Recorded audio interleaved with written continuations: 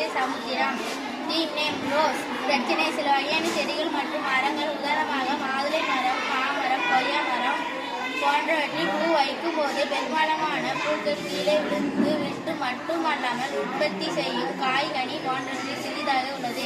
இதற்கு காரணம் அம்மரத்திற்கு போதுமான ஊட்டச்சத்து இல்லாததே ஆகும். பிரச்சனைக்கான தீர்வு: தாவரங்கள் செழித்து வளர தேவையான தன்மை ஊட்டச்சத்துக்கள் நைட்ரஜன், பாஸ்பரஸ், பொட்டாசியம் மற்றும் துன்னூட்டச்சத்துக்களான துத்தநாகம், செலினியம் போன்றவற்றை போதுமான அளவில் கிடைப்பது. உரம் தயாரித்தல்: மீன் தயாரித்தல், முட்டைத்தோல், வெங்காயம் தோல், மீதமான டீத்தூள், வாழைப்பழத்தோல், மரங்கள் இலைகள், ஆட்டு சாணம், மண்புழு உரம் போன்றவற்றை கலந்து அரைக்க வேண்டும். அரைத்த கலவையை மரத்தின் அடிப்பகுதியிலே சிறிதளவு கொட்டி வாரத்திற்கு ஒரு முறை.